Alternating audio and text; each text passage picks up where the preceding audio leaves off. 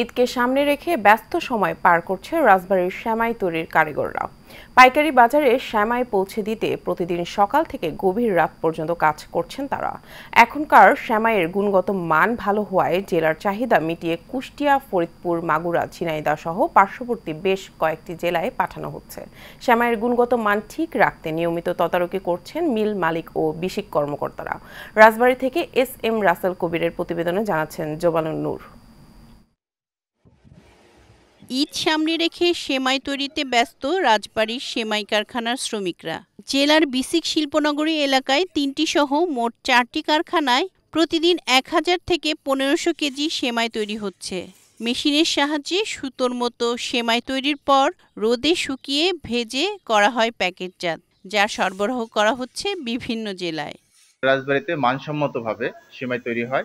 এই সিমাইগুলো রাজবাড়ীর চাহিদা মিটিয়ে পার্শ্ববর্তী জেলা ফরিদপুর, মাগুরা, কুষ্টিয়া, ঝিনাইদহ সহ বিভিন্ন জায়গায় সিমাইগুলো পাঠানো হয়। ঈদের সামনে খুব ব্যস্ততার মধ্যে থাকি। আমরা সকাল থেকে রাত পর্যন্ত এই প্যাকেটটি করে খুব চাপের মধ্যে থাকি।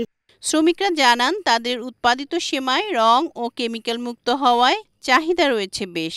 সারা বছর তেমন ব্যস্ততা না থাকলেও ঈদের সময় দম ফেলার সময় থাকে না শ্রমিকদের। নাসিকে তৈরি করে রোদে শুকাই, তারপর তন্দুরে চুলায় ভাজি।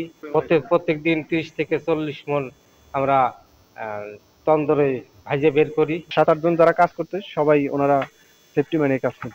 কারখানা মালিকরা বলছেন, সরকারিভাবে সেমাইয়ের উপর থেকে ভ্যাট কমানো, সেই সাথে বিসিক শিল্পনগরীর সহযোগিতা করলে প্রসার ঘটবে এই শিল্পের। আমাদের বিসিকের যে কারুকার্যতা পরিষ্কার করার জন্য সেগুলো আমরা পাই না। সবাই একটু যদি সহযোগিতা করতেন তাহলে আমাদের মিল কারখানার জন্য খুব ভালো হয়। এদিকে স্বাস্থ্যসম্মত সেমাই তৈরিতে কারখানা মালিকদের নানা পরামর্শ দিচ্ছে জেলা বিসিক কর্মকর্তা। এসেট অফিসার শিল্পনগরীর কর্মকর্তা আছে, উনি রেগুলারলি এই কারখানাগুলো ভিজিট করেন এবং তাদের বিভিন্ন দিক নির্দেশনামূলক পরামর্শ দিয়ে থাকেন।